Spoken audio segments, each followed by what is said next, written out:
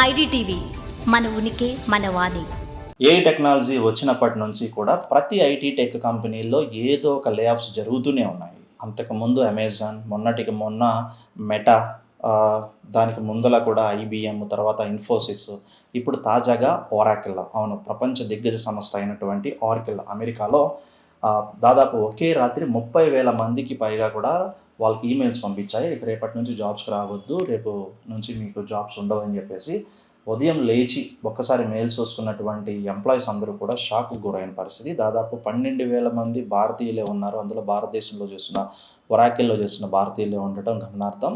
America, Canada, ఇట్లాగా Russia, చాలా దేశాలకు సంబంధించినటువంటి ఒరాకిల్ సంబంధించిన ఎంప్లాయీస్ని దాదాపు 30,000 మందిని ఒక్కసారి లే ఆఫ్. ప్రస్తుతానికి ప్రపంచ దిగ్గజ సంస్థ ఒరాకిల్లో మాత్రం ప్రస్తుతానికి 1,62,000 మంది ఉద్యోగులు ఉండగా దాంట్లో దాదాపు కూడా 18% ఆఫ్ ఎంప్లాయీస్ని లే ఆఫ్ చేస్తూ కూడా నిర్ణయం తీసుకుంది. తాజాగా ఏఐ టెక్నాలజీలో వస్తున్నటువంటి మార్పులు కానివ్వండి, ప్రతి ఐటీ టెక్ కంపెనీ కూడాను ఏఐలో పెట్టుబడులు పెట్టడానికి అటువైపు మొగ్గు చూపుతున్న కారణంగా, అంటే తన ఎంప్లాయ్మెంట్ని, మ్యాన్ పవర్ని తగ్గించుకొని ఏఐ రంగం వైపు అడుగులు వేస్తున్నటువంటి ప్రతి టెక్ సంస్థ తీసుకుంటున్న నిర్ణయమే ఒక్కొక్కటిగా స్లోగా కూడా ప్రతి కంపెనీస్లోనూ లే ఆఫ్స్ స్టార్ట్ అయ్యాయి. తాజాగా ఒరాకిల్ ఈ బాంబు పేల్చడంతో ఒరాకిల్లో ఊచకోత, ఒకేసారి 30,000 మంది ఎంప్లాయీస్ని తొలగించినటువంటి ఐటీ ప్రపంచ దిగ్గజ సంస్థ ఐటీ ఒరాకిల్ అంటూ తాజాగా మొన్న మంగళవారం రాత్రే వాళ్ళకి మెయిల్స్ వెళ్ళిపోయాయి. కానీ ఇప్పుడు ఇది సోషల్ మీడియాలో మాత్రం పెద్ద ఎత్తున చాలా కంపెనీస్లో కూడా ఏఐ సంబంధిత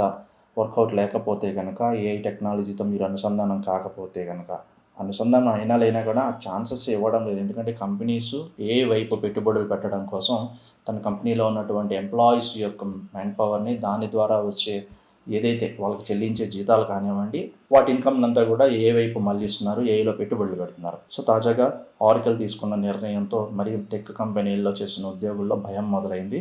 భారతీయుల్లో కూడా దాదాపు భారతదేశంలో ఒరాకిల్లో 30,000 మందికి పైగా పనిచేస్తున్నారు.